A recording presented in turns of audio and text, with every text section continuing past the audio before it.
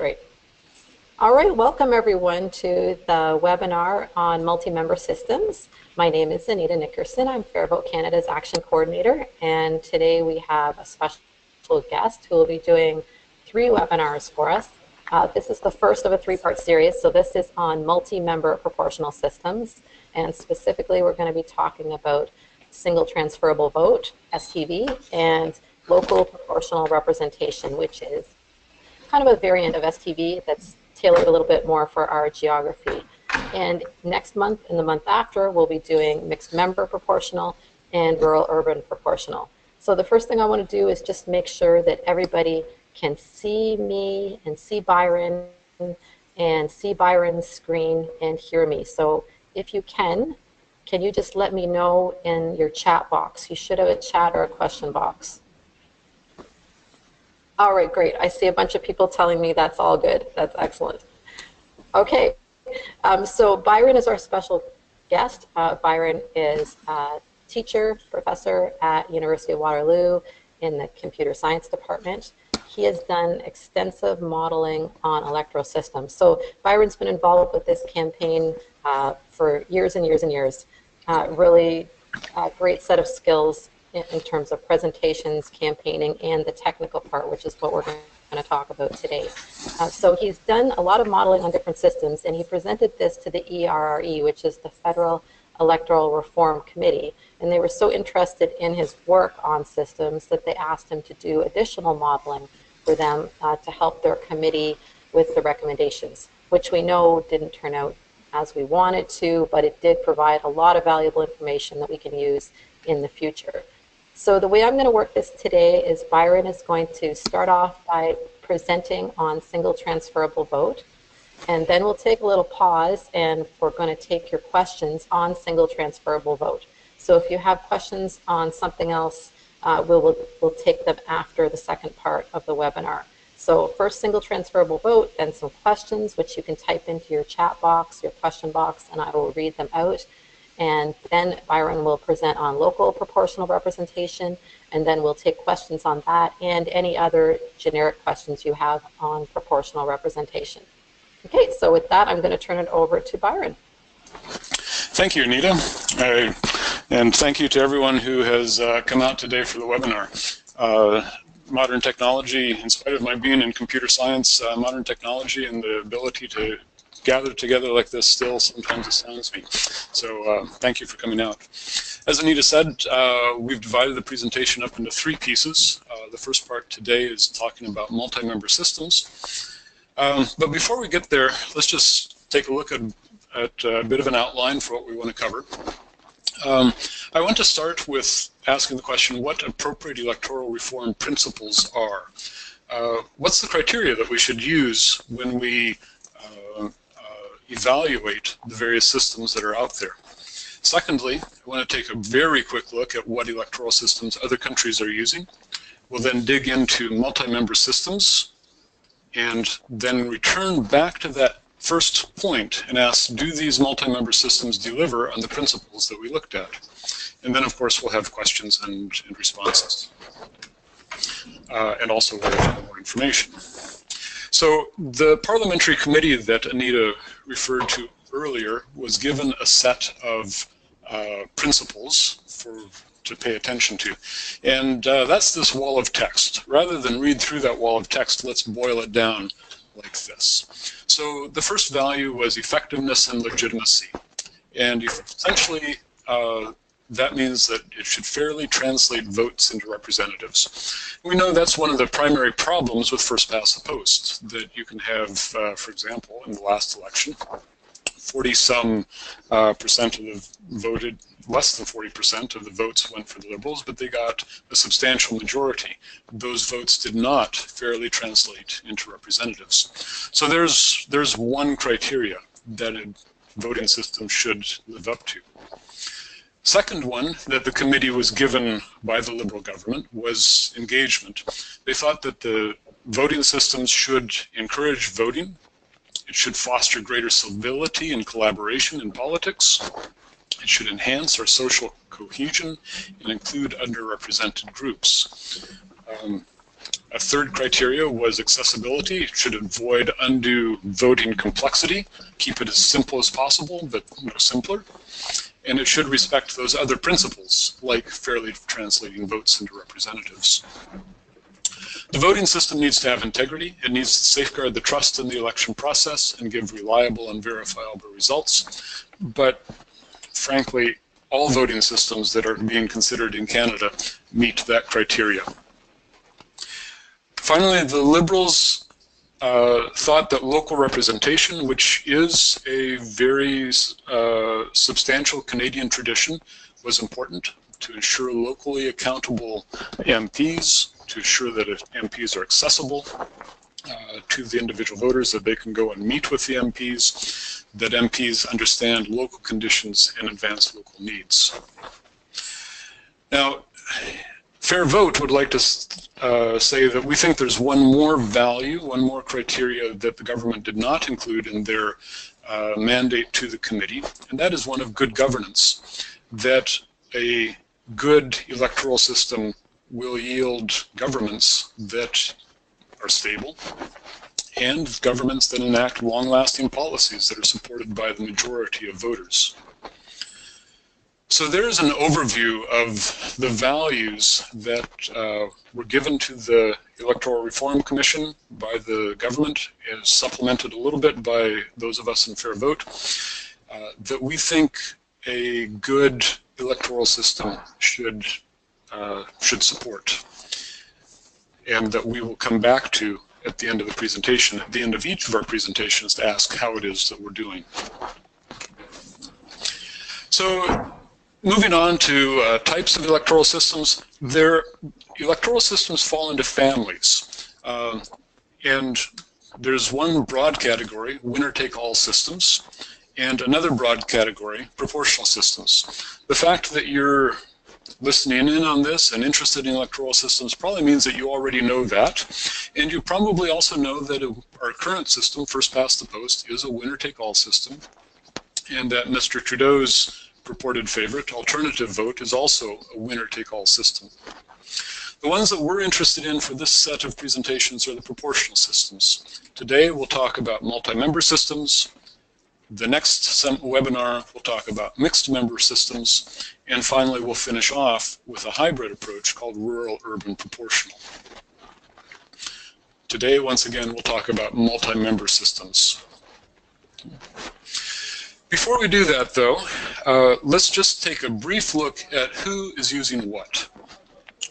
Now, when we look at this, when we consider countries and what sorts of electoral systems they use, we want to look at countries that are sort of like us. We don't really care what electoral system Somalia or Zimbabwe uses because they are so different from us. But we might look, for example, at the United Nations Human Development Index. Canada is near the top of that list, and that represents democracies that are like us, with good standards of living, high educational achievement, good stable democracies, and so on. So in that list, there are 4 countries that are using first past the post. Canada, of course, the United States, Singapore, and the United Kingdom. There's only one that is using an alternative vote, that's Australia. And there's a couple of others that use a 2-round system that we won't be discussing today. On the other hand, here's the list that use proportional systems. Multi-member systems is the biggest set and is by far the most popular ways of doing democracy in the world, or at least among this countries on the UN Human Development Index. And then there's also a couple that are using mixed member proportional, and a few that use something called a parallel system, which again we won't be talking about. So today's topic is multi-member, the most popular of these systems among those countries on the UN's Human Development Index. If Canada would adopt a multi-member system, we would be an excellent company. So if we take a look at those majoritarian systems, like first past the post, against the criteria that we had earlier, it doesn't often translate votes into representatives fairly, so we'll give it an X there. It doesn't often encourage good voting because people feel like their vote probably doesn't count. It's been decided elsewhere. It doesn't foster greater civility and collaboration because the candidates are putting each other down because there can be only one winner. It does avoid undue voting complexity. That's one place where winner-take-all systems do very well, but it does that at cost of not respecting other principles like fairly translating votes into representatives. As I mentioned earlier, all of the systems will look at safeguard the integrity of the electoral process and give reliable and verifiable results. Local representation is also something that First Past the Post does well with, but it doesn't necessarily ensure accessible and like-minded MPs. So I can recall going to see my MP in the previous government and very much having the feeling like he did not understand what the issue that I wanted to talk with him about. It just wasn't in his mindset. And we'll see some systems where that doesn't necessarily have to be the case. First Past the Post does yield stable governments because it delivers unfair results and unfair majorities so often, but the policies that they enact are not necessarily supported by the majority of voters, and we can see a pendulum kind of effect, like we've seen with the swing between the Conservatives and the Liberals after the last election. Policies that the Conservatives thought were good were immediately thrown out by the Liberals, and we saw that even when the Conservatives came into power, they threw out policies that were enacted by the previous Liberal government. So the policies enacted by First Past the Post governments often aren't long-lasting ones. Okay, so finally, now with that introduction, let's dig into multi-member systems. So the core idea of a multi-member system is that we combine several ridings into one, but that we elect the same total number of MPs. Throughout this discussion, I want to use Waterloo Region, where I live, as an example. Waterloo Region consists of 5 ridings: Waterloo, Kitchener Centre, Kitchener South Hespeler, Kitchener-Conestoga, and Cambridge. Those 5 ridings are shown in the map on the left.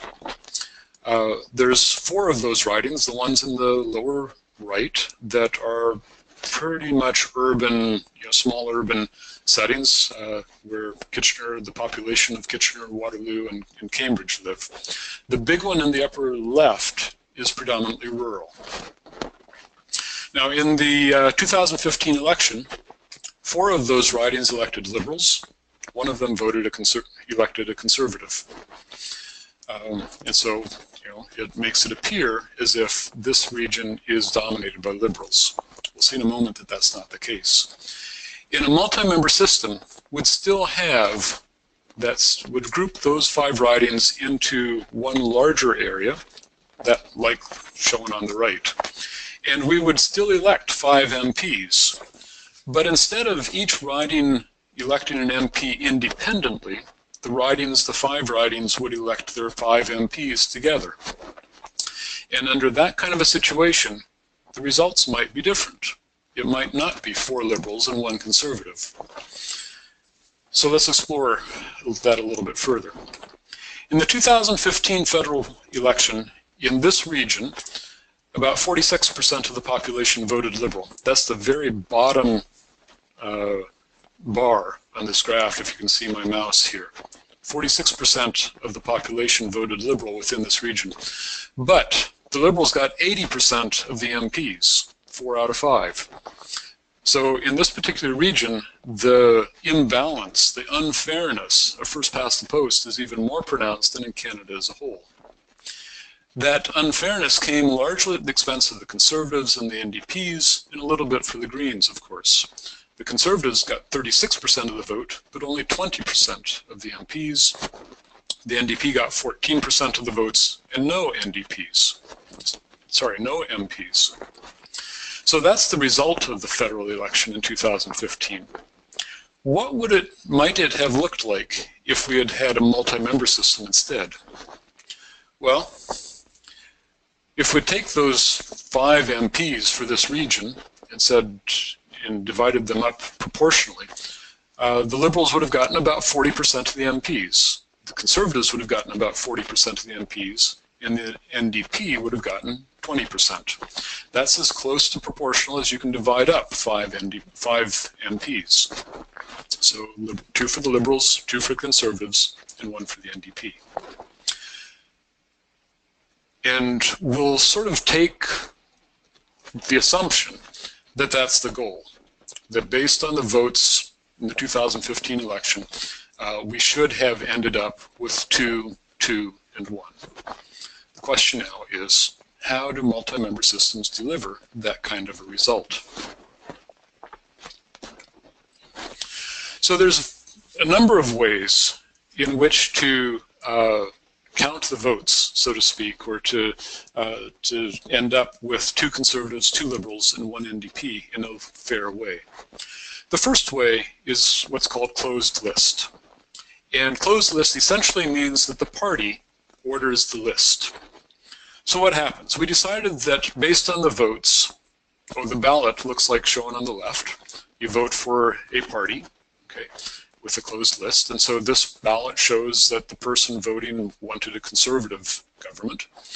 Other ballots, of course, might have been voted for Liberals or Greens or New Democrats. Count the ballots, and 40% voted conservative. That means that they should have 2 MPs. And so we look at the conservative list that was ordered by the Conservative Party and see that they'd get 2 MPs. So we'll take the top 2 people on their list, Charles Cooper and Kerry Cohn. Meanwhile, the Liberals also deserve, based on the count of the votes that we saw on this previous slide here, deserve 2 MPs. And so we take the top 2 people on their list, Lily Laverty and Logan Long. NDP get 1. We take the top person on their list, Norman Neighbors. Now, I've said that the party orders the list, and that's often taken to mean that the party brass in the back room decide who's first on the list and who's second on the list and so on. And that's clearly antithetical to Canadian values and traditions. But there's another possibility here, and that is that party members order the list.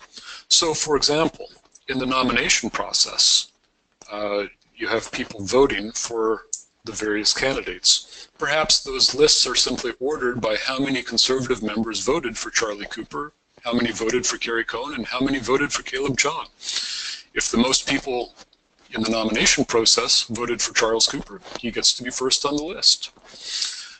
That's open, transparent, but would still be considered a closed list because the party, in this case the party members, are the ones that are ordering the list. But there's another possibility for ordering the list, and that is to use what's called an open list. An open list simply means that it's ordered by the votes. In this kind of election, you'd have all of the individual candidates listed on the ballot, as shown on the left. In this case, the voter voted for Lily Laverty, and of course everybody else would have their choice as well. When the votes are counted, we find that Lily Laverty had 30% of the votes. Charles Cooper had 13%, Kerry Cohn 12%, and so on. You'll notice that the list is ordered from the person with the Conservative with the most votes to the Conservative with the least votes, and for the Liberals, the Liberal with the most votes to the Liberal with the least votes. And now we know that Conservatives deserve 2 seats, and so the top 2 vote getters among the Conservatives get those seats. Similarly, the top 2 candidates for the Liberals get the 2 Liberal seats. So, 2 ways to use a list, an ordered list, to determine who wins in for each party. Closed list where the party orders the list, an open list where the lists are ordered by the actual voters themselves, the way they vote in the election. There's still another way to fairly elect 5 winners in this 5-riding region, and that's called single transferable vote. This is one where voters order their preferences. So we see 3 sample ballots on the left. In the first one, the voter who voted on this ballot voted for Gary Gronow as their most preferred candidate. And if they couldn't have Gary, then they'd vote for Lily Laverty. If they can't have Lily, then they'd vote for Larry Lawson, and so on down the list. Typically, you can vote for as many or as few people on the ballot as you want. In the third ballot, the person voted exclusively conservative. They just basically said, if I can't have a conservative, I don't want anyone. It would be impossible in principle to vote for just your single most preferred candidate as well. So how does that translate into electing five candidates? Well, this is very much like the leadership contests that the parties have when they elect their party leaders. Ballots are transferred to the voters' lower-ranked candidates when it becomes obvious that a top-ranked candidate can't win.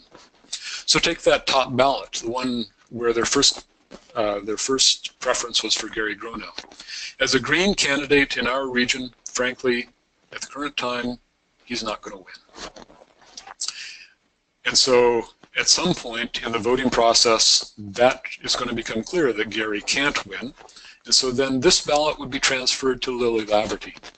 You can think of it as the physical ballots go on a pile. This ballot starts out on a pile for Gary Gronow. When it becomes clear that Gary cannot win, this ballot will be taken off of Gary's pile and put onto Lily's pile. When it becomes clear, well, and in this particular example, perhaps Lily wins, and so it stops there. If we go to the second ballot, the person starts out voting for Nicole Noble as first choice. It becomes clear that she can't win, and so the ballot is transferred to Nina Nunn's pile. It becomes clear eventually that Nina can't win, and so the ballot gets transferred again, this time to Logan Long. He is eventually declared a winner, and so this person helped elect Logan Long. In the third one, the conservative candidate, in the example, the numbers that I gave earlier, Kerry Cohn won right off the bat, and so that ballot would just simply stay on Kerry Cohn's pile and would not transfer at all. So that's how ballots transfer from losing candidates to second and third and fourth choice candidates until eventually it rests with somebody who wins. But there's also another detail, and that is that quota is the number of votes that guarantees a win.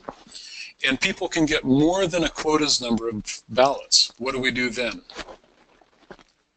So let's just pause for a moment and explore this idea of quota, the number of votes that guarantees a win. If you ask in our current system, how many votes does it take to win?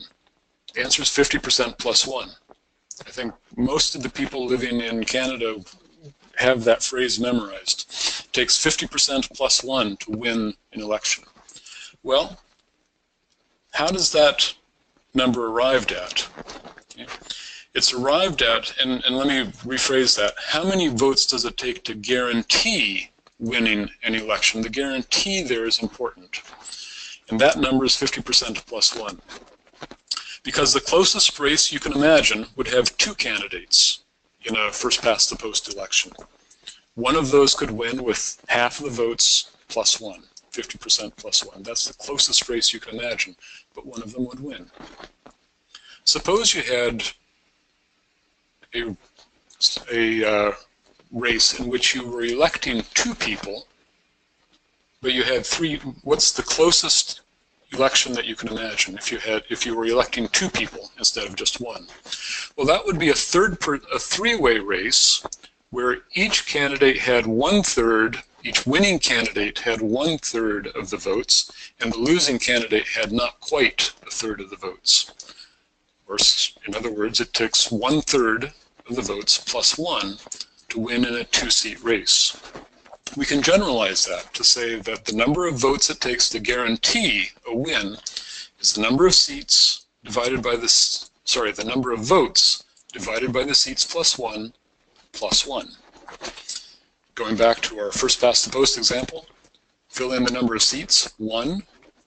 That would be the number of votes divided by 2, or 50%, plus 1. This is our same old formula that we know now to calculate how many votes is necessary to guarantee a win in the election. So that's quota. That's called the quota. And in a 5-seat election like this, it would be probably about 16% of the votes is enough to guarantee a win. So when a candidate receives more than a quota's number of votes, they have more votes than they need. What STV, single transferable vote, does is that it takes that excess and fairly transfers those votes to the next ranked candidate on each ballot. So let's take the example again of Carrie Cohn. Let's suppose that the quota in this riding, sorry, in this district is 30,000 votes, but Carrie gets 40,000 votes. That means that only 3/4 of each vote is necessary in order for Carrie to win, to get her quota. And 1/4 of each vote can be transferred to the next person on the ballot. Now that sounds complicated, and we certainly wouldn't say that to the general population, but for those of you who are tuning in here and wanted to know the details, okay, what it boils down to is that if under single transferable vote, if somebody gets more votes than they need, those extras are fairly transferred to second and third choices to help other people get elected as well. So, to actually conduct the vote, how do you do it? You calculate the quota. Then you ask, first of all, has a candidate reached quota? Do they have enough votes to be elected? If so, declare them elected, and then fairly transfer any excess votes to the other voters on each ballot. If no candidate has reached quota, then you find the candidate with the fewest votes, declare them eliminated, and take their votes, like in leadership elections, and transfer them to the next remaining candidate on each ballot. Then you go and look again. Has a candidate reached quota? If so, you declare them elected.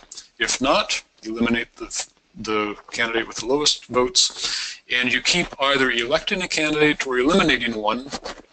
So every time you repeat this, you eliminate one person either by electing them or saying you can't be elected, and you stop when there are as many candidates left as there are seats. So in this example, would stop when there are 5 candidates left. And that should result in 2 conservatives, 2 liberals, and 1 NDP. So there's a number of issues with this. One is that proportionality depends on the number of seats in the district. The more seats, the more proportionality. So a 5-seat riding like this, it's a whole lot more proportional to first past the post, but if we would made a 7-seat riding, that would be even more proportional. But the more seats that you add, obviously ballots get larger and larger, and that can be intimidating to voters. There's also the question of what if all the winners come from the city or from any other single point in this larger region? That's perhaps a legitimate question for those who live in more rural areas, and we'll see in a few moments there's a way to deal with that. On the other hand, multi-member systems have substantial benefits. They are proportional, unlike first past the post. Most people can have an MP from a party they voted for, which is an advantage when you have a particular perspective that you want to communicate. And finally, it's candidate-centric. And by that, I mean that particularly in single transferable vote and others, you can vote for a particular candidate rather than just a party. And many people appreciate that. I want to stop now and ask if there are questions about single transferable vote or open list or closed list for that matter, or how multi-member systems in general work. And after we've dealt with that, we'll move on to one last system, local proportional representation, local PR, and then have a question period again. Okay.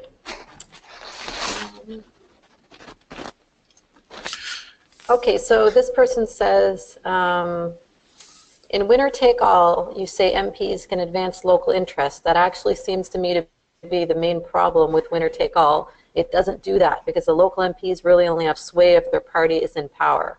So can you explain, please? I guess he's asking, yeah, how much power do local MPs really have if they're in the opposition anyway? Yeah, so that's an excellent question. If they are in opposition, yeah, they don't have a whole lot of sway and can't really promote the local. They can talk about the local stuff, but they can't really promote it. So, you know, maybe that check mark is in the wrong place, and it says, should be, you know, if your MP happens to belong to the majority party, they can do that really well. And if your MP happens to be in a party that isn't the majority, they can't do that very well at all. Good point. If I was going to add to that too, if you looked at the example that Byron gave for Waterloo region, where it would elect basically 5 MPs from 3 different parties, one of the most common outcomes of proportional representation is coalition government, which means that no matter where you live, you're highly likely to have at least one local MP who is actually in the government. So it's not like if your riding elects or your district elects right now an opposition MP, you're not going to be getting the big checks to your area. But if you elect a team of MPs to represent your area, then at least 1 or 2 of them are probably going to be part of the government, and so your area will get more attention than it does right now. Somebody else said, regarding STV, the extra votes are transferred to the other candidates in the same party. So can you clarify that? No, it's not necessarily in the same party. So, for example, if we take the top candidate, sorry, the top ballot that's showing on the screen right now, the one where Gary Gronow is listed as the first choice, the voter's first choice. That when Gary Gronow is eliminated from the election, when it becomes clear that he can't win, then this ballot would be transferred to Lily Lavery's pile. Another ballot on Gary Gronow's pile might have Greta Gill as the second choice, so that would go to Greta if she's still in the election. A third ballot on Gary Gronow's pile might have the next person, you know, the next preference be Logan Long, so then it would go to Logan Long's pile. Those transfers happen on a ballot-by-ballot basis, depending on what the voter who filled in that ballot wanted. And that's actually, it's kind of a neat advantage of single transferable vote that doesn't apply to most of the other proportional systems, is that you can rank people across party lines. So you're not forced to keep your preferences within one party. And as most of us know, most of us are not extremely partisan. There are those people who will go and they only want that one party, like Byron said, and they'll rank 1, 2, 3 all just for their party people, and that's it. But most of us are more like, okay, my first choice is this, but you know, I actually also like this party, and I actually also like this individual. And it gives you the freedom to rank any way you want, as many as you want, and actually have an influence over who gets elected. I'll also throw in here that for single transferable vote and some of these in particular, it gives independents like a much better chance of being elected than in a party-centric system. Okay, so somebody else is wanting to know that in open list or STV, if I know the party I want but I don't know any of the candidates, am I forced to choose candidates arbitrarily, or is there a way to avoid this? So in the first two that we looked at, in the first one that we looked at in a closed list system, you just vote by party.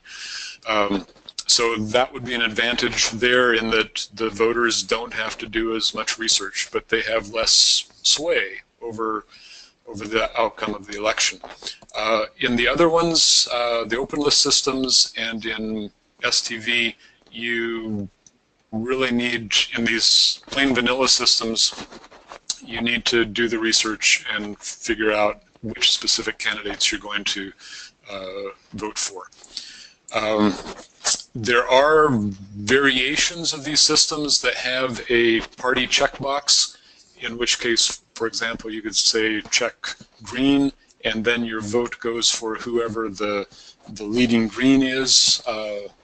But I've not looked at those kinds of systems very much at all. I've just heard tale that some people have dreamed them up. Yeah. So the short answer is, except for a closed list system, yeah, you need to go and research the candidates. I just want to kind of jump in here. It sounds a little onerous to research the candidates. I'm sure there's people on the webinar thinking, oh no, voters aren't going to research all these lists of candidates. It's really not that onerous. If you have an open list system, you have to mark an X beside one person, just like you do now. So Yeah. if you only know one person, and that's all you can do actually. With an open list system, you can't rank them, you can't vote for multiple people, you can only put one X beside one person, and that is a party vote. So if I vote for Joe Doe under the Liberal Party, that vote counts towards the Liberal Party. And the top ranked, the top most popular candidates get elected off that list. And I may get Joe Doe or I may get somebody else from the Liberal Party, but it's primarily a party vote, even though you're voting for one individual, one X. Now with STV, you don't need to rank all the people on your ballot. And actually in Ireland, where they use this system, and they also use it in Tasmania and ACT, another Australian territory, in Ireland, the average person ranks 4. So if you think of yourself, how many people on a ballot you might rank, you can just put one person if you want, or you can go nuts and rank the whole ballot. But most people will do something in between, but the more you rank, the more say you have. Is that okay? Thank you, Nita. Yep. Okay, sorry, this one's a long question. Okay, in your example with Carrie for STV needing 30,000 votes, and that person got 40,000 votes, how is it decided which of her 40,000 votes are going to be transferred?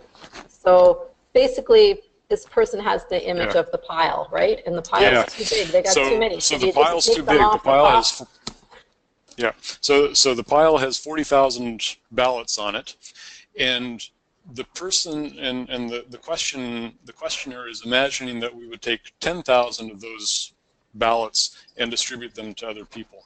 Okay.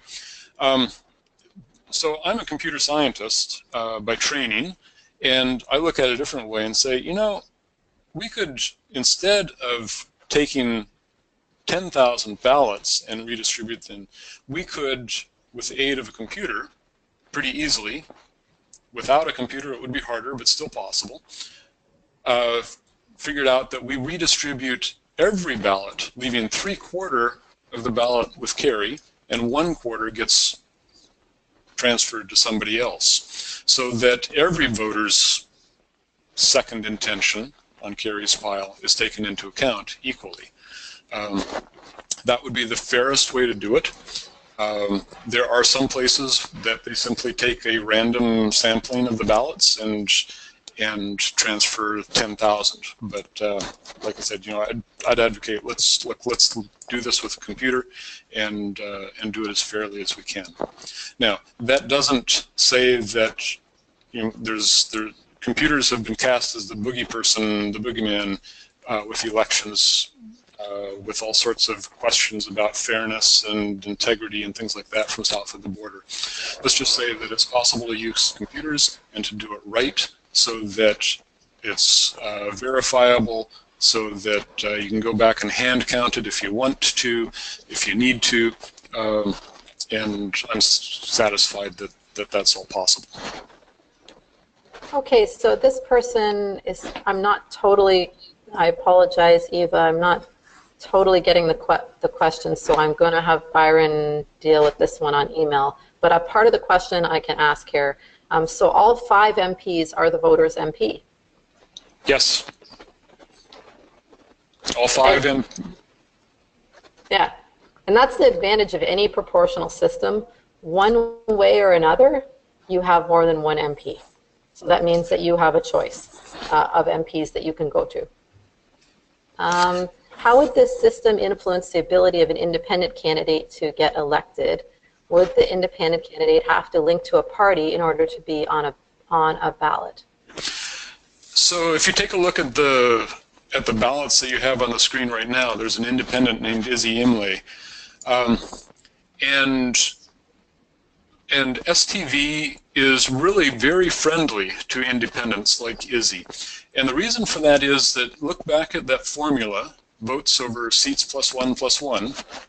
That's how many votes Izzy needs to get in order to win a seat. In a first-past-the-post election, Izzy would have to get more votes than anybody else. Okay? In this election, with 5 seats, Izzy would only have to get a little bit more than 16% of the votes in order to win a seat. That's a considerably lower threshold than under first-past-the-post and many other systems. So this is really quite friendly to independent candidates like Izzy. Now, does that mean that we're going to have an explosion of independents sitting in Parliament? Probably not, because there is still substantial advantage to belonging to a party, to have that party name recognition, and so on. It makes it easier for independents, but not so easy that we would have an explosion of independents in Parliament. Yeah, and just to add to that, it really allows the voters to decide if they want independents elected in their area. So STV doesn't cause independents to be elected. It makes it more possible for independents to be elected than the other systems. So if you look around the world, you look at, say, Tasmania that uses STV, there are no independents in the Tasmanian legislature because voters don't want them. But if you look at Ireland right now, they have 22 independents, and 3 of them are in the cabinet because of an interesting election last year in Ireland. So that was made possible by voters voting in popular independents. So in our situation, you might look at somebody who has left a party, like Brent Rathgeber of the Conservative Party, who got fed up with the party and left the party and ran again and lost. But a substantial number of people in that area voted for Brent. But because he couldn't win the horse race, he does not get reelected. In a STV system, if he could get 16% of the vote in a 5-member district, he might be reelected as a local independent candidate based on his own credentials not being associated with a party. But in our system, you pretty much have to have the party machine behind you in order to win an election. That makes sense. Okay, more about surplus votes. I think we kind of answered that. Yeah, everybody has the same question that you already answered about this. How do you deal with the surplus votes? Okay. And are there concerns with security when computers do the counting? Are there concerns with security if computers do the counting? So it depends on the system. Okay. So if you have internet voting, yes, I have lots of concerns about using computers. But it's also possible to go down to your local polling station to mark a ballot, with a pencil, and then have it scanned by a scanner, and that scanner can print right on the ballot how it interpreted the ballot. It can say, I think, I scanned this. The scanner can say, I scanned this ballot, and Gary Gronow got 1, Lily Laverty got 2, Larry Lawson got 3, Logan Long got 4, and Kerry Coon got 5, and everything else was blank. And print that right on the ballot. So that then if anybody wants to question the results of the computer, they can go back to every ballot and say, this is how the computer counted, recognized it, and they can count it all by hand. So if used in that way, I have absolutely no concerns about using a computer in the election. Right. And in different countries deal with this differently. Like in Ireland, it does take in Ireland, the general results of the election within a few hours, but it can take a few days or more for those last few seats which are very close, because in Ireland they do it all by hand. And that's a tradition that they don't want to give up, even if it's maybe not quite as fair a transfer method as using a computer. Whereas when they use these for local elections in Scotland, they use the kind of computer help that Byron talked about, and then you get your results everywhere almost right away. Okay, so again, somebody's asking, does this require people knowing 10 to 15 candidates, and won't this discourage people from voting? So I think that most of us, I think that most voters do a fairly fast job of eliminating many candidates. They look at it and they can eliminate, let's say, half the slate very quickly. To say either, because they belong to a party that they don't support, or would be the primary criteria. And so then you get down to, deciding between, say, the top 4 or 5. Yeah, it's a bit more work than what we have now, but I don't think it's that much more work. And once again, if you really only want to vote for one person, that's an option. So, if you want to put the time into it to make the best choice that you can do that. And if you don't, you just say, I'm going to take the top person, the person I've heard most about, or the person that my neighbors are talking most about, or however you want to decide. You can do that too. Okay, this person wants to know, he says, you're giving examples where people are ranking candidates all over the ballot. In practice, will most voters do that, or will they treat it like a first-past-the-post ballot and only vote for one candidate? So Anita quoted stats out of Ireland a little bit ago where most people, they have a single transferable vote system, and most people vote on average for about 4 people.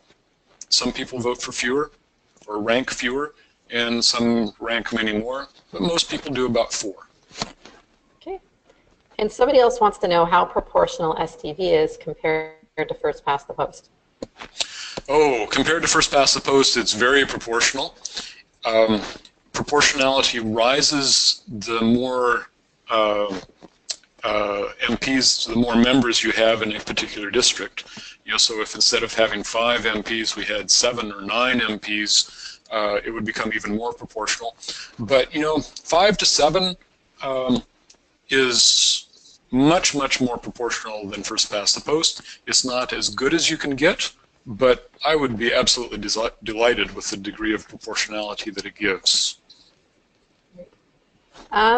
So this person wants to know, in the multi-member system, since ridings are combined into a bigger riding, which we might call a district, how do geographic areas get represented? How close to home will the MPs be? So how close to home will the MPs be? So in this larger district. So that, in some ways, is this issue here. What if all the winners come from the city? You can imagine a situation in which all 5 of those MPs would come from, the same condominium in downtown Kitchener. Highly unlikely, but it could happen. It's much more likely that they are going to be distributed over a reasonable part of the district, but there's nothing in STV that guarantees that. Now I'm going to take this as an opportunity to say, but there is a way, a new system called local PR that does address that. And I'm going to jump now to that. Okay. And then we'll have more questions after we talk about local PR. So in local PR, it's still a multi-member system. We're still electing, in this example, 5 MPs. It would still turn out to be 2 Conservatives and 2 Liberals and an NDP, but there is a guarantee that each riding will have a locally nominated candidate that is elected. So in other words, we're bringing back this idea of the local riding, okay, which is in sort of muted colors there in that map that I just added. And we're bringing back the idea that we'll have 1 MP in each one of those ridings. But what we're keeping is the idea that the region, the district as a whole, is active in electing all 5 of those. So it is not the case to say Kitchener gets to elect their MP and Waterloo gets to elect their MP, and somehow that'll all be proportional. No. What we're guaranteeing is that Kitchener can put forward the people they want, that they nominated, that they want to have considered, but then the region as a whole will help to decide which of those will be elected, with the result that is all proportional. So you might be asking, how does that happen? Okay. So here's what the ballot looks like. Okay. Notice that it's divided up by party along the rows and by riding, local riding along the columns. That's strictly so that people have as much flexibility as they want. So that, for example, somebody who is very much a party-centric person might just vote all across the party line and say, well, my first choice is this liberal, my second choice is that liberal, my third choice is the other liberal. Or similarly for the other candidate parties, of course. Somebody who is much more locally oriented might vote just for people in their own riding. You know, here's my first choice of people in my riding, here's my second choice, and so on. What we think would happen is that people would vote, like with STV, on a candidate-oriented basis to say, here's my first choice candidate from the region, from the district as a whole, here's my second choice candidate from the district as a whole, third choice, fourth choice, however far they want it to go. So this is what the ballot looks like. Very much like STV ballot, you rank it, like with that, but the ridings that we have now are listed for reference. If you want to make use of that, you don't have to. And the parties are also listed for reference. So then how does the counting happen? So first, like with STV, you calculate the quota, the number of votes that the candidate has to have in order to win. Then you run an STV style election on the remaining candidates until someone reaches quota. So you run an STV election, somebody reaches quota, and you declare that person elected. They're going to be an MP. All of the other candidates in that winner's riding are declared not elected. They will not win. They're taken out of the election. But then you restart the election with everyone back in, except that except those that were declared not elected, and you transfer their votes to the next ranked remaining candidate. What that does is it guarantees that you'll have exactly one winner from each of those ridings. Okay. And because of the STV style of doing this, the results are proportional, and it maximizes the value of everybody's ballot. It keeps people in the election as long as they can be kept in, and it gives us that guarantee that the MPs will be distributed throughout the region, throughout the district, with one in each of our existing ridings. So that addresses that question about, can the MPs all be concentrated in one place? And under this system, no, they can't. So the benefits are that it's proportional, like single transferable vote. It keeps the existing ridings and nomination procedures intact. The parties don't have to make any changes in that area. Okay. Every riding has a locally nominated MP, and it has that very flexible ballot, where party-centric people can vote for parties, riding-centric people can vote just in their riding. You can even vote for just one person, or you can vote for, in a very candidate-centric way as well.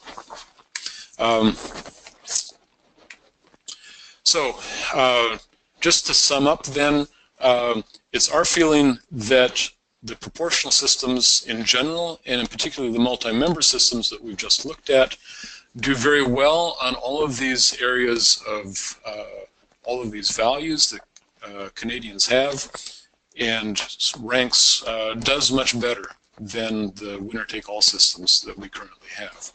The one possible exception of that is the voting complexity. It is more complex, but those of us that have looked at it from other countries say, you know, they've figured it out. We can too. So, summary, proportional electoral systems, as I just said, satisfy our criteria much better than the majoritarian systems, like first past the post and alternative vote, with the exception of simplicity, but others have figured it out. And I want to point out that the voting is not that much more complex. The counting of the vote, that's the responsibility of Elections Canada, and most people don't need to be concerned with the complexities that are there, if they have a sort of general feel for how it works and comfort with that general feeling. Finally, just a reminder that there are many different kinds of proportional representation, and they do have real differences. That's one of the reasons why we have 3 webinars scheduled. But any of those proportional representation methods, in my opinion, meets the established criteria better than first past the post or alternative vote. So let's stop now for another round of questions and answers. And while we do that, here are some sources of information that you might want to check out for further information. So Anita, back to questions. Okay, somebody wants to know, can you switch which MP you talk to depending on what issue or whenever you want, or are you assigned to the MP you go to first? Good question. In a multi-member system, you have the choice of which MP you go to. And so, you know, if you have a feeling that Carrie Cohn is going to be more receptive to whatever concern it is that you have, you'd naturally go to Carrie Cohn first. Actually, the concern for multi-member systems is, but won't everybody go to all of the MPs? You know, and if they can't get what they want by going to the first MP, then they go to the other one. In matters of policy, you know, and when you have a concern of, you know, this is the law that should be passed kind of concern, then yeah, you should feel free to go to any or all of the MPs. In practice, you'd probably only go to 1 or 2 at most. In a constituency concern, like, would you please help me sponsor a refugee family, or would you please help me deal with this other concern, local concern, then you would probably only go to 1. And for those kinds of constituency service concerns, it might very well be split up among the voters. Okay, but it's the voters' choice.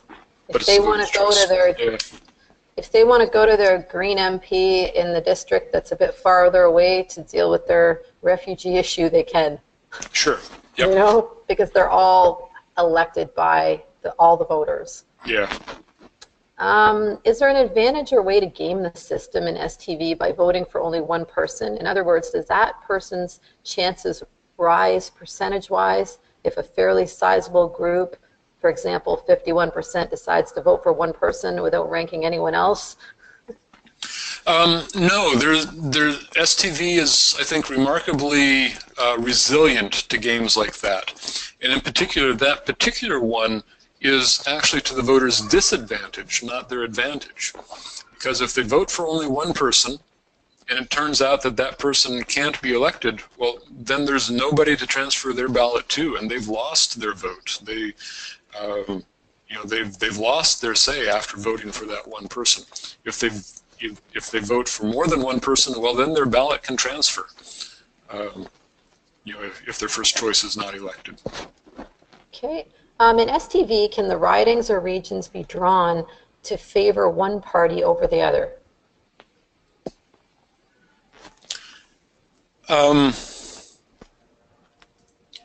So you could, so the regions themselves, so this notion of drawing boundaries to favor one party versus another is called gerrymandering, and it's quite a problem in the United States. STV, you could draw the boundaries of the individual districts, you know, that clump of 5 ridings, for example, to favor one party and exclude another one, to do some gerrymandering there. But in general, proportional representation systems are much, much, much less susceptible to gerrymandering than a first past the post system. So that's a lot of words to say. Let me try to boil it down here. Yes, technically there is a little bit of gerrymandering that can go on with a first pass with a STV system, but it is way, way, way, way, way, way, way less than the gerrymandering that you can have with a first past the post system. So it's a huge step in the right direction, even though there is a small possibility for gerrymandering. And I think I'd want to say that is that too many words, Anita? No, it's the way you group together ridings, whether with STV or LPR, local proportional representation, into districts, or the way you group regions with a mixed member system, it can all be shifted around a little bit. You know, but that's why we have an independent boundaries commission. Canada is very fortunate to have an independent boundaries commission to resolve these things, to keep us out of the weeds like they are in the States. And once again, a proportional system is much, much more resilient to that gerrymandering kind of thing than a winner-take-all system. And you also find, too, that right now when you look at a map of election results, it can appear that, say, one rural area is all conservative voters, or one other area is all NDP voters. But when we start doing elections proportionally, you'll really see the diversity that exists within every riding. It's not like one party can possibly own an area that's like 5 MPs big, because they don't own it, because people vote differently.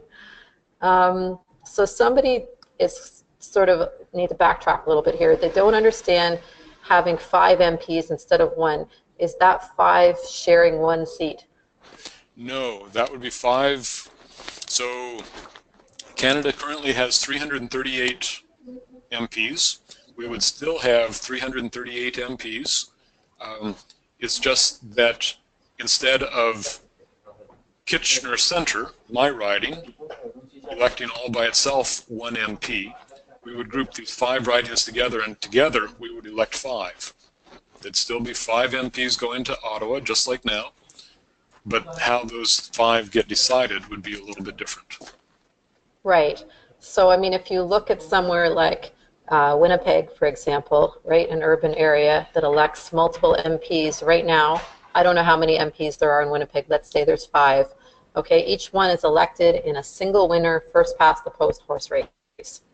And that's where you can get, you know, a city electing MPs all of one party. With STV or LPR or an open list system, the MPs would represent everybody in that larger area, and they would come from a diversity of parties. So it doesn't actually change the number of MPs elected. Okay, so somebody wants to know what limits the number of candidates overall and by party or independent. Sorry, what was that again? What limits the number of candidates? Maybe they're concerned that every party would run like 57 people or something. What would limit the number of candidates on the ballot? I think that's the question.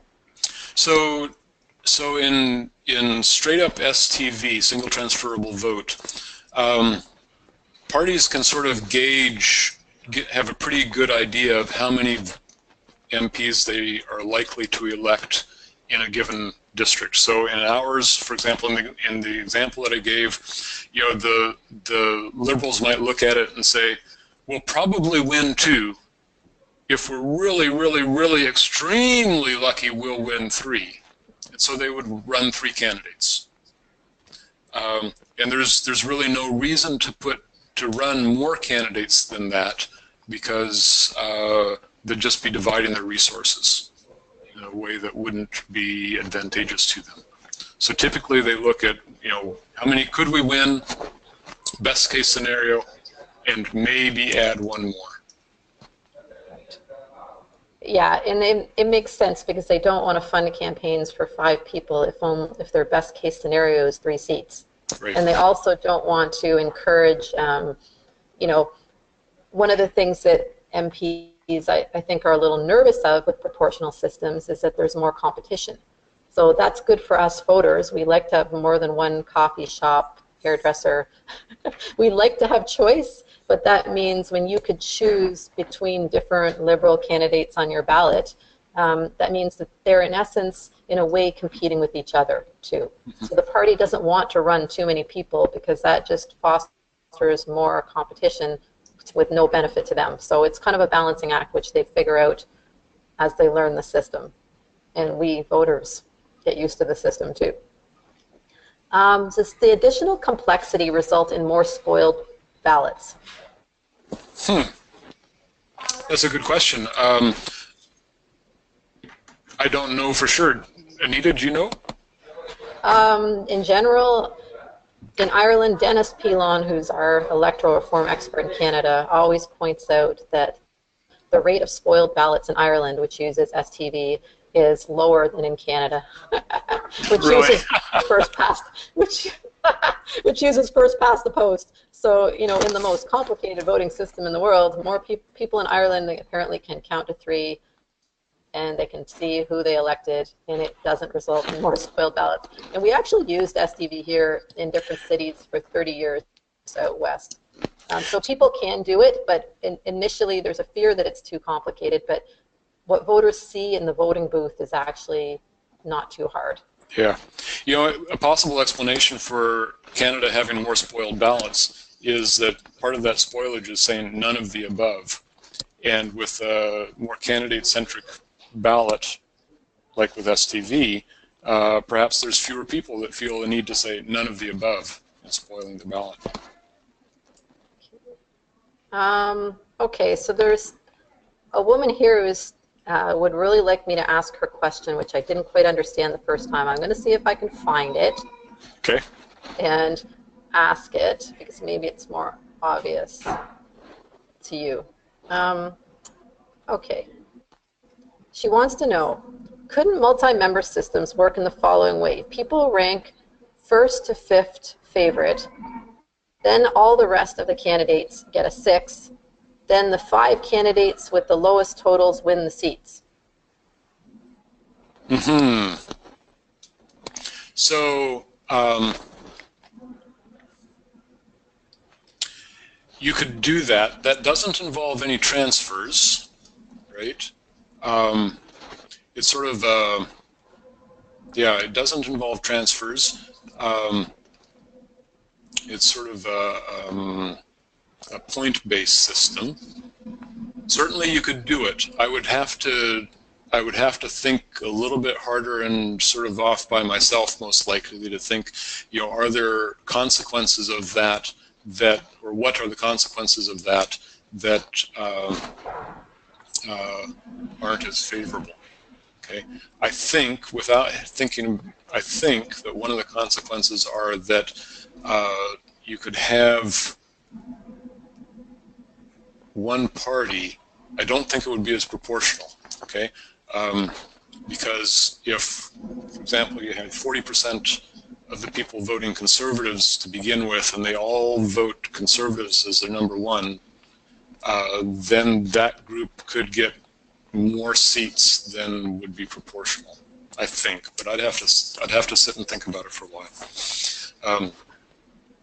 I think that's one of the reason I didn't ask the question, other than I honestly didn't totally understand it, is because our inboxes get full with people who have developed their own variations of systems, and it can get quite complex, and some eyes start to glaze over even for people that have signed up for this webinar. So if you have your own really detailed thing, please do feel free to email, and we'll do our best to answer it.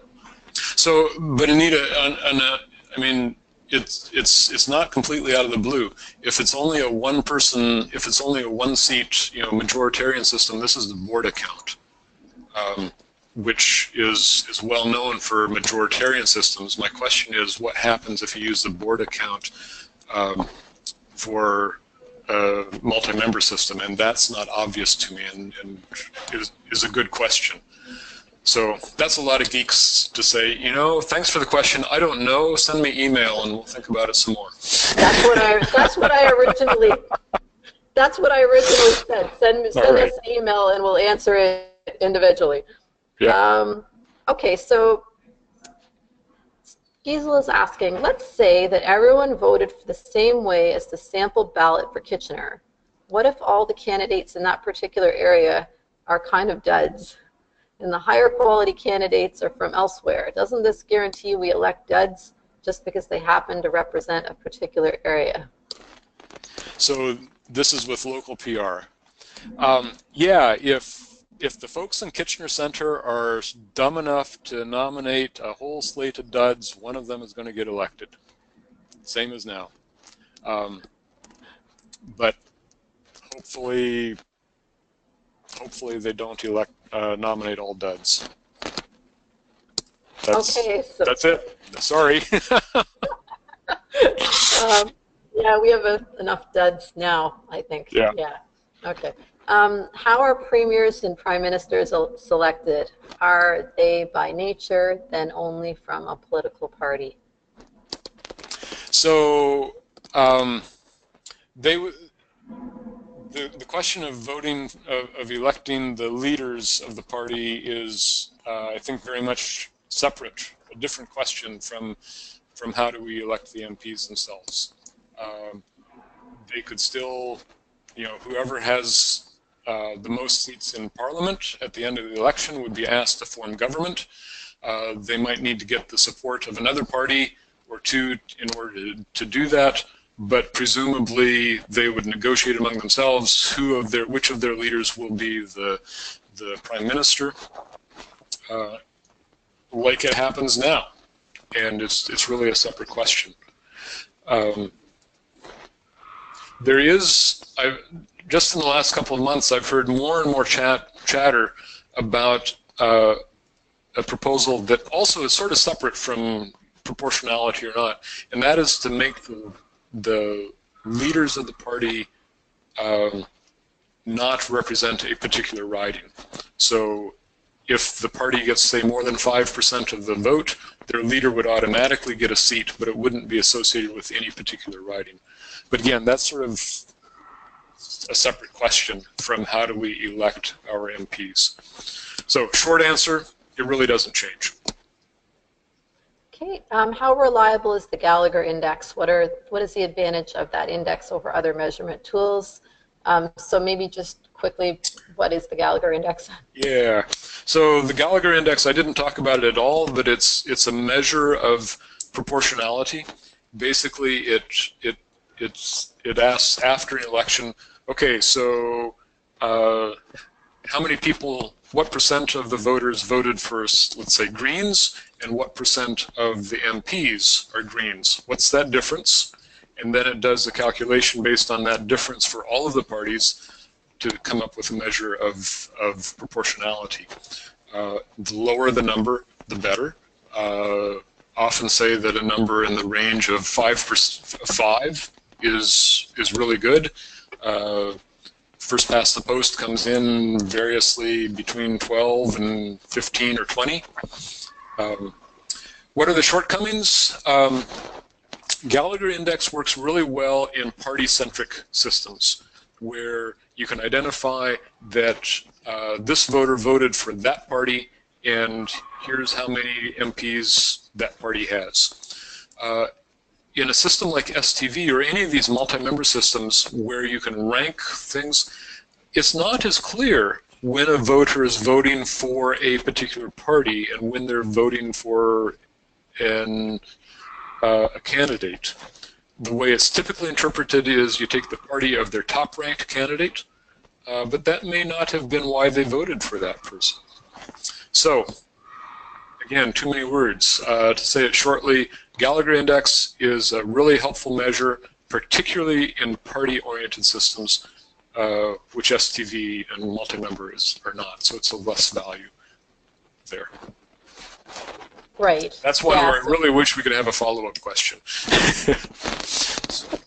I think the Gallagher Index measures how closely a party's vote share matches its seat share.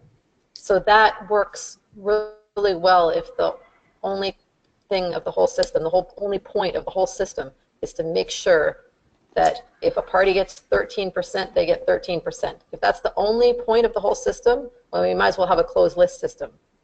then that's easy to use the Gallagher index. But when you have a more nuanced system where people are able to vote across party lines and they might like a candidate but not particularly like their party, and they can kind of express that it doesn't quite capture it as well. But still, it depends. Yeah, I don't know. That's about all I could say about that. So, but let me go on to say though that the Gallagher index is still a valuable tool to compare systems, one system against the other.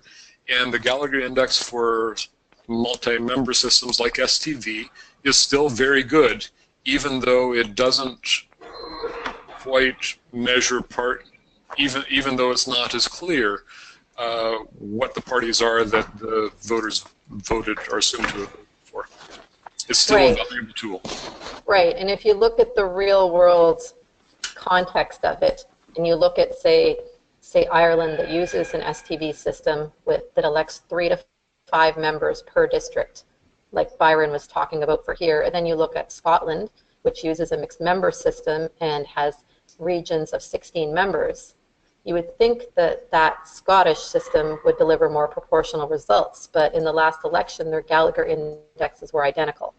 So it's a good tool, but it's not perfect, but it's a guide, and the ERE committee needed a guide that if we're going to switch systems, it should at least have a base level of proportionality so that we know we're getting a good improvement over what we have now.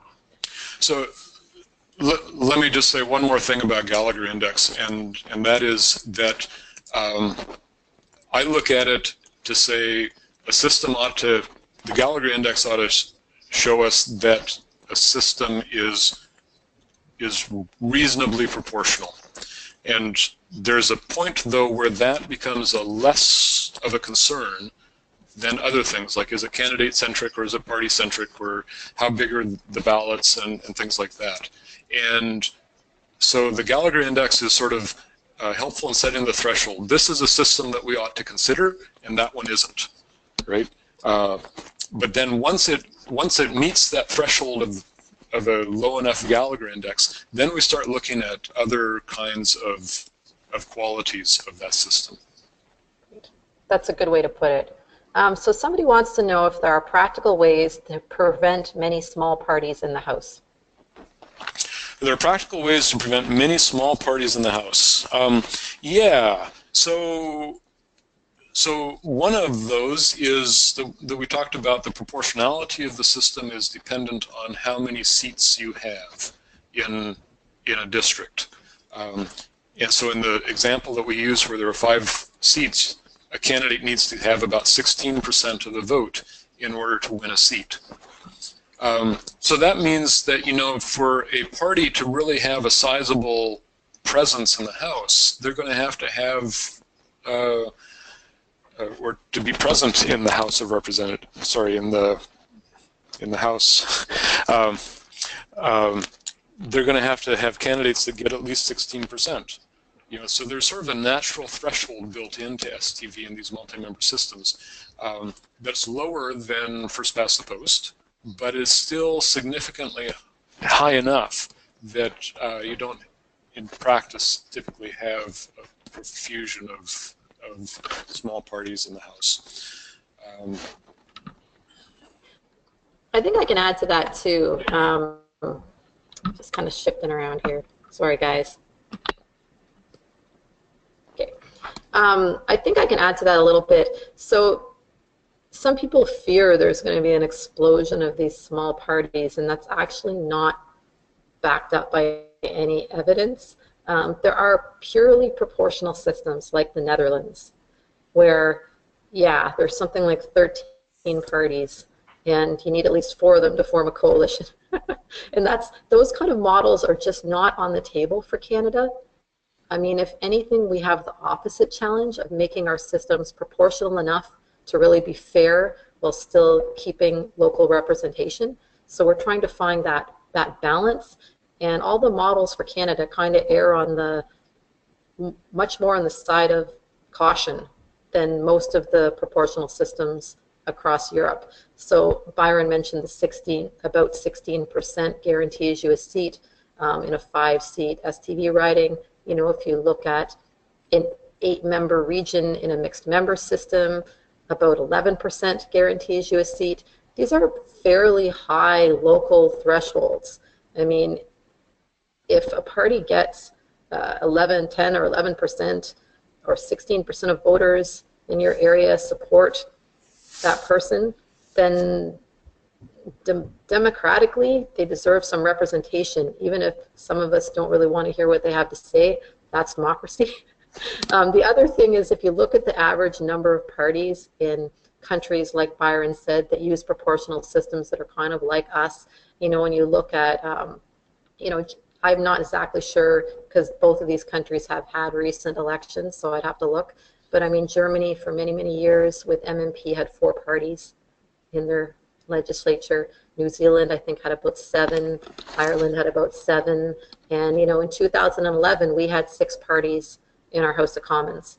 So the research shows that a moderately proportional system is going to marginally increase the number of parties. It's not going to lead to some kind of small party explosion. I mean, and the other way to look at it is, if you look at our what you call fringe parties, and I'm sorry if anybody's offended by that term fringe parties, I'm talking about the parties that get like 100 votes in your area. People have shown that if you put all 20 of them together, they don't add up to 1% of the vote. So we're a long way with any proportional system from seeing an explosion of small parties elected. Okay, local PR.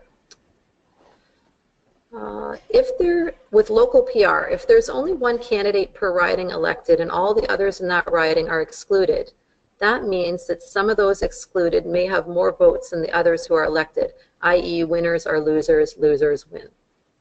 That's a good question. Mm-hmm. Yeah, so it is true under local PR that that the local riding might cast more votes for one candidate than the winner. But that's not the mindset. The mindset is, who did the district as a whole want as their winners? And local PR delivers in the same way that STV delivers. It looks at, you know, among all of these candidates, who are the ones that the region as a whole wants proportionally. I mean, if you go back to saying, but the voters in Kitchener Center wanted, you know, candidate X, and the system delivered candidate Y, well, that puts you right back at the unproportional first past the post system that we really are not happy with.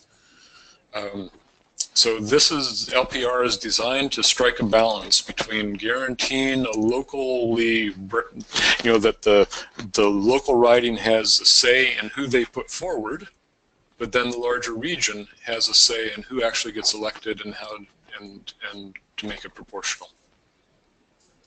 Okay, so this person says, all right, Steve, I'm going to ask your question here, okay? Can LPR be hacked? Consider Justin Trudeau's riding. All the opposition voters might try to eliminate Justin by voting for their candidate in Justin's riding. If they can get an opposition candidate in Justin's riding to meet quota, how does that work? So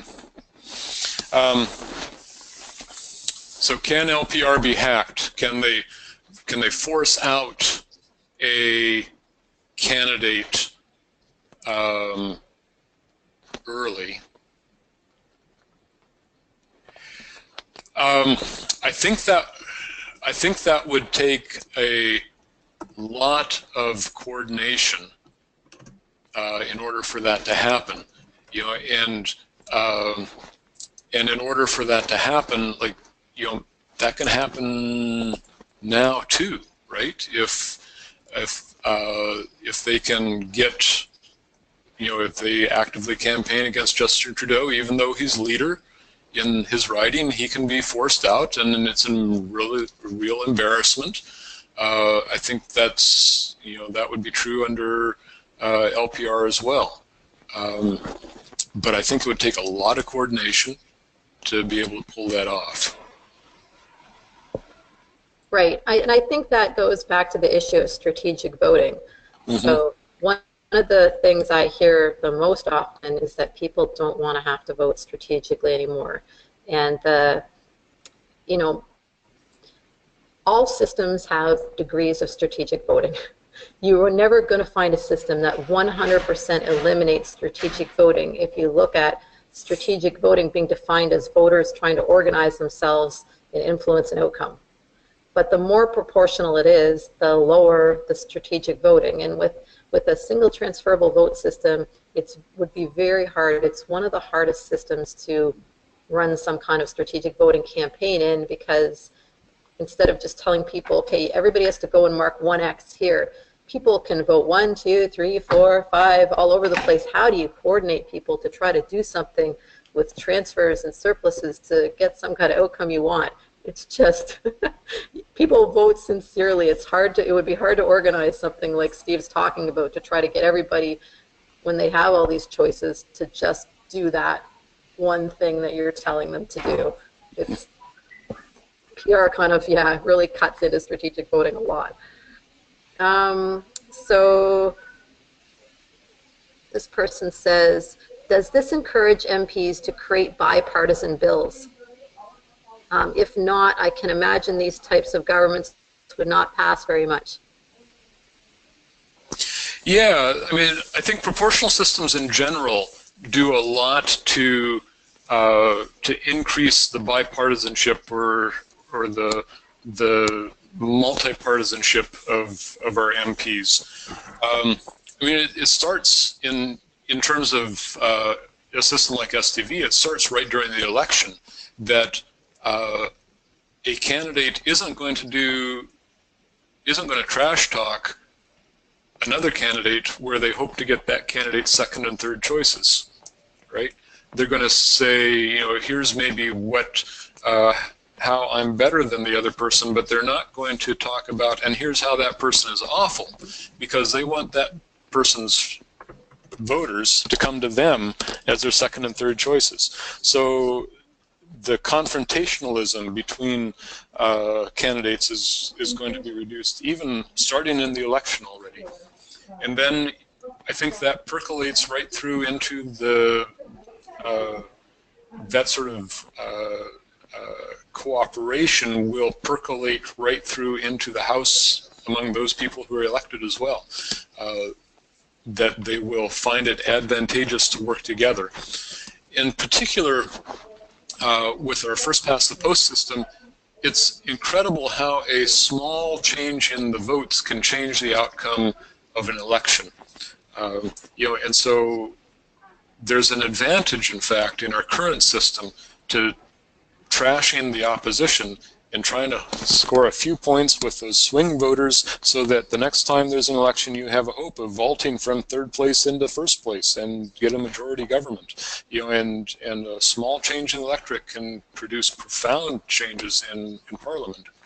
With electoral, with a proportional system, that's not nearly as much the case. And so there's a much less of an advantage to trash the other parties and more of an advantage to be seen as working together to actually accomplish some good. Yeah, I just wanted to address it on a more general level too, because sometimes the questions that come up are related directly to things that people have been told in the media, which are often fed by opponents of PR, such as explosions of fringe parties and people won't get anything done. So it's useful to actually look around the world and see that almost all Western democracies use proportional systems, and they're actually getting a lot of things done through multi-party cooperation, and they're scoring higher on many measures. They score higher on voter turnout. They score higher on measures of environmental policies. They score higher on, they have lower income inequality. So when you have 2 or 3 parties that are cooperating in a government to pass legislation, you're actually increasing the quality of that legislation. So no, it may not be instant. It's not like now where one party run by a small group of people has all the power and they can decide, bang, we're going to do this. There has to be cooperation, negotiation, and compromise. But around the world, parties have gotten really good at doing that. it doesn't paralyze the system at all. So if you just look at what happened in New Zealand, they have a new government. It's a three-party, basically a three-party government. It's a two-party coalition supported by the Green Party. So the party that has the Prime Minister, the Labour Party, is in a coalition with a smaller party, and the Greens have a confidence and supply agreement. And all three of those parties have detailed written agreements with each other that are released to the public and 100% transparent. And then the voters see that the policies being passed are being passed by three parties that all agree on these policies, which means that there's a backing of a strong majority of voters. Unlike in our current system where we get parties, single parties with 30-some% of the vote passing something that, as Byron said, later gets undone. So it's actually quite productive, and it can also be pretty efficient, more efficient than you'd think. Somebody wants to know how the Green Party would have fared in the 2015 election with their small percentage of the votes. I think they're saying with different proportional systems. Mm-hmm. So with the percentage of the votes that they got, that the Greens received, they would not have done that much better under a single transferable vote or other multi-party systems. They maybe would have seen a gain of a seat or two, but wouldn't have gotten the proportion that they deserved. That's the effect of having, you know, that sort of natural threshold of you know, the number of votes divided by the number of seats plus one that we talked about earlier. You know, at the number of votes that they've been getting, the Greens are still sort of a fringe party. But the upside, or the hopeful side, is that I think there's no question that many people did not vote Green, do not vote Green under our current system, because they view that as a wasted vote. And they have only one vote to cast, and if they don't cast it for a potential winner, then it doesn't count. And there's going to be many, many, many more districts under STV or multi-member system where the Green candidate is viable, and so they can be ranked as a 1, and even if they don't ultimately win, you know, that person's vote will go to somebody else. So I think that's going to dramatically increase the share of the Green vote to the place where they will become quite viable under these multi-member systems.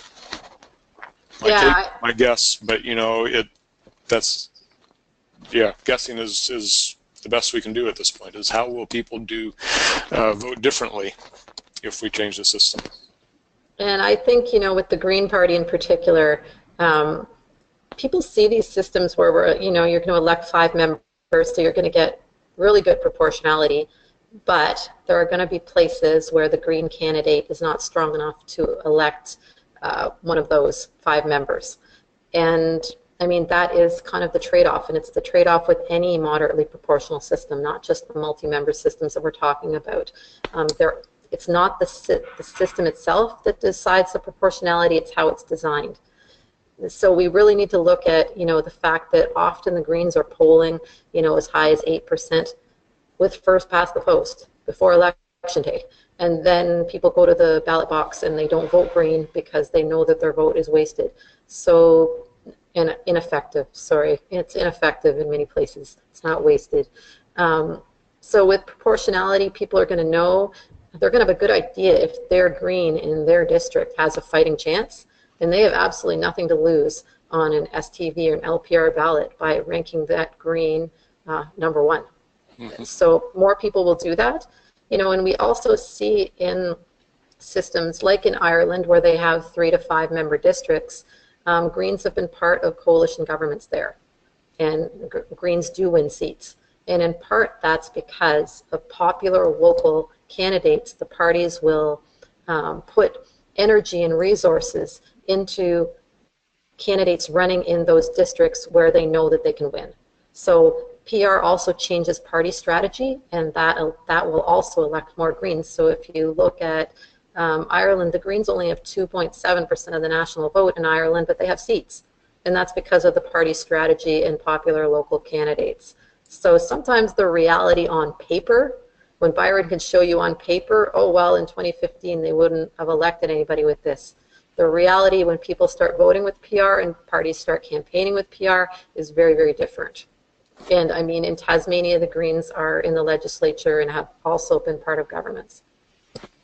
So the other thing to say on, well, two other things to say on this, Anita, and that is that we've had, on the one hand, questions about that show concern about fringe parties getting into the legislature, and we don't want to have too many fringe parties, small parties in the legislature. On the other hand, there's this question that says, oh, but we want Greens to be one of them, right? So there's sort of a, you know, a conundrum there, you know, that we need to walk a balance on. And fortunately, there are tools at our disposal to walk that balance. You know, if we're really concerned about too many small parties in Parliament, well, then we have relatively small districts, like, you know, 3 or 4 or 5 members. If we're much more concerned, but we want to represent everybody, you know, the Greens and so on, then we would have larger districts of, you know, 7, 8, or 9 members. The other thing is to say that this is not the end of the road. In the next webinar, we're going to talk about multi-member systems. And in the last one, we're going to talk about rural-urban proportional, which blends both STV and multi-member. And that system would be much better for the Greens. It would take the advantages of STV, some of the techniques from multi-member systems, sorry, mixed-member systems, and come up with a system that would solve this problem for the Greens. Right. And other smaller parties. And other smaller parties, yeah. So there's an invitation to tune into the other 2 webinars. Right. Well, I'm going to ask one more question, and then we're going to say goodbye for today. So the last question is, somebody wants to know how many members per riding with LPR in a rural area? How many members per riding? Oh, I mean per district, I'm sorry. How many members elected in a multi-member district with LPR? It's addressing the rural issue. That's. So, so the number of members in the district, the number of existing ridings that we've put together to make up a district is flexible, right? You could put, you know, in really sparsely populated areas, maybe only put 2 or 3 existing ridings together to come up with the district. And in a much more densely populated area, cities, you know, Vancouver, Toronto, whatever, you put a bunch of them together to make your district. So that's flexible, and I can see the rationale for having it be a smaller number of ridings in rural areas, and many more in densely populated areas. But under LPR, local PR, each existing riding would continue to have exactly 1 MP in Parliament. The question is, how many ridings would go together to make one of those districts where everyone would be involved in deciding who that is? And I think that is where a boundaries commission comes in. So, I mean, that's what happened with BC STV. The Citizens Assembly in British Columbia recommended STV, and they said the range would be 2 members all the way up to 7 members per district, depending on the geography and what people in that area want. And so they had no problem putting together 7 members in Vancouver. But once you got up into rural and interior BC, they had a couple of very small districts of only 2 members. And that's less proportional, but that was in response to what people wanted. So again, all these systems are flexible. And with LPR, the advantage is we may be able to create larger districts because each current riding is guaranteed to keep an MLA. That makes sense. Okay, so I want to thank I'm really happy with all the people that tuned in today. Really good attendance. When we put out our survey, people always tell us 2 things. One is, don't try to explain this kind of stuff to the general public, which, you know, we don't. We stick with main messages, right? Like FAIR. but we really want to know. We want you to offer these sessions so that as PR supporters, we have the basic idea of what's a multi-member system, what's a top-up system, what's a blended system, how do these things actually work. So we're happy to put these webinars on, and Byron's going to be doing 2 more. So if your interest was piqued and you think, okay, now I want to understand how MMP works and how the blended model works for our geography, then tune into the next 2. I will send everybody who attended a link, and feel free to share with any friends that are interested in the mechanics of PR. And also, if you have additional questions, please do email me, and I'll pass any that I can't answer. I'll be passing them on to Byron. And yeah, I guess the final pitch is to please get involved. Get involved with us. Email me, and I'll tell you how you can get involved. We need all hands on deck, especially for the BC referendum in our 2019 federal campaign. Okay, thank you very much. Thank you, Byron, for taking time to do this with us. Oh, my pleasure. Thank you, everyone, for coming. Okay, bye-bye. Bye.